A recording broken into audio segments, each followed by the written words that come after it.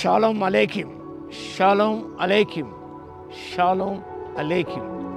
Topic for today is,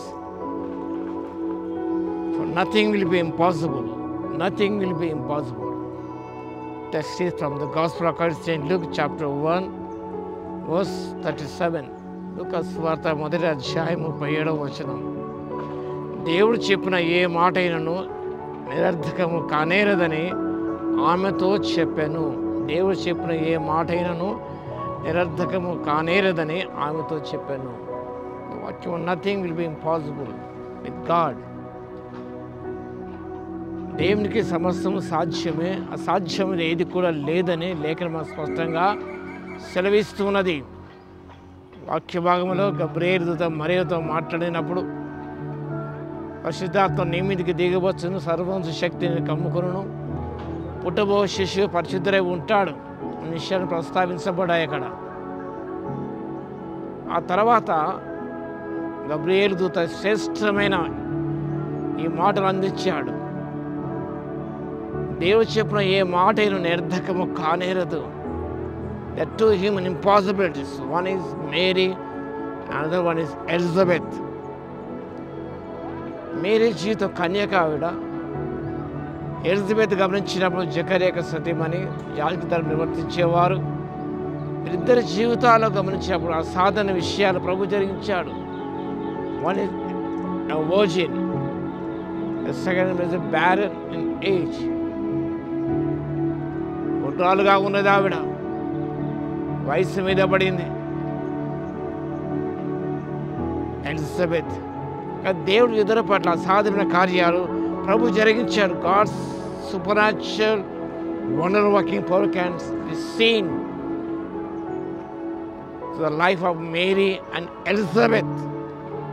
with God nothing will be impossible. ఇదే విషయంలో Isaac భర్త విషయంలో గమనించినప్పుడు, ఇస్సాకు జన్మ వృత్తాంతాన్ని గమనించినప్పుడు అబ్రహాము శారాలు కూడా దేవుడు అసాధారణమైన కార్యాన్ని జరిగించాడు. నిండు వృద్ధాప్యన వారి చక్కటి కుమారుని ప్రసాదించినాడు.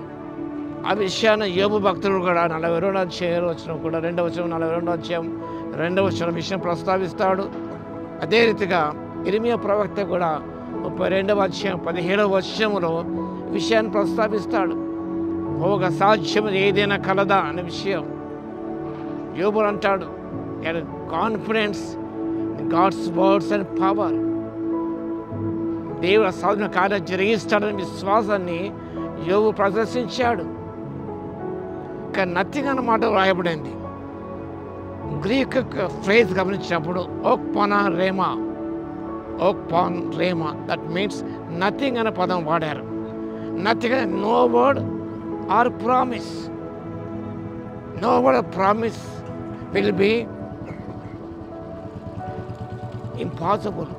దేవుడు చెప్పి ఏ మాట ఆ వాగ్దానం కూడా నథింగ్ అన్న మాటలో ఈ అర్థాలు దాగి ఉన్నాయి. అవి ఏది కూడా నిర్థము కానేరదు. No word from God will ever fail.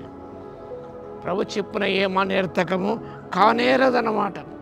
కీర్తన 33వ కీర్తన 9వ వచనములో నిజముగా ఆయన మాట సెలవీయగానే ఆ ప్రాకారం ఆయను, ఆయన ఆజ్ఞాపించగానే కార్యము స్థిరపరచబడనని దేని వాక్యం సెలవిస్తుంది. కాబట్టి but no word from God will ever fail. Word are promise అనగా తప్పకుండా నెరవేర్చబడతాయి. If God declares it, he will do it. ప్రభు ఏదో డిక్లేర్ చేస్తాడో ఆ విషయాన్ని జరిగించే దేవుడు ఉన్నాడు. మేరీ పట్ల జరిగించాడు, ఎలిజబెత్ జరిగించాడు, అబ్రహాము శారా పట్ల జరిగించినాడు. ఆ దేవుడు సజీవుడు. ఈనాడు కూడా నిన్న నేడు నిరంతరము ఏకరీతిగా జీవిస్తున్న దేవుడు. కాబట్టి నీ జీవితంలో కూడా God will do the impossible things provided మరియ వలె నీవు కూడా సమాధానం ఇవ్వాలి. అదేమనగా లూకా సువార్త 1వ అధ్యాయం 38వ వచనంలో, అందుకు మరియ ఇదిగో ప్రభు దాసురాలను, నీ మాట చొప్పున నాకు జరుగునుగాక అనెను. కాబట్టి ఇది జరుగుతుంది, నీ మాట చొప్పున జరుగునుగాక. She believed the words and promises of God. ప్రభువుకు జన్మ ఇవ్వగలిగింది. ఈ క్రిస్మస్ సీజన్లో మనం ముందుకు సాగిపోతుండగా as a celebrate the birth of Jesus, let us remember this beautiful saying, nothing will be impossible with God. For man it is impossible, for God everything is possible. మన సత్యాన్ని జ్ఞాపకం చేసుకుంటూ విశ్వసించి దేవుని శక్తి మన జీవితాలు చవిచూడడానికి పరిశుద్ధాత్మ దేవుడు అనంతమైన శక్తి మనకు దయచేయును గాక. ఆమేన్. మహోన్నతుడ ప్రేమ స్వరూపుడ మీకు వందనాలు, స్తుతి స్తోత్రాలు తండ్రి. ప్రేమ పురుడా, మీరు చెప్పిన ఏ మాట నిర్ధయం కాలేదు, నిష్ఫలం కాలేదు, కానేరదు, వెనక్కి మళ్ళీ రాదు, మీకు అనుకూలమైన నెరవేర్చని యెషయా భక్తులు సెలవిచ్చిన విషయాన్ని జ్ఞాపకం చేసుకుంటూ మీ స్తోత్రాలు చెల్లిస్తున్నాం. మీ సెలవిస్తే చాలు ప్రభువా. మీ మాటలు, మీ ఆజ్ఞలు, మీ వాగ్దానం నెరవేర్చబడతాయి.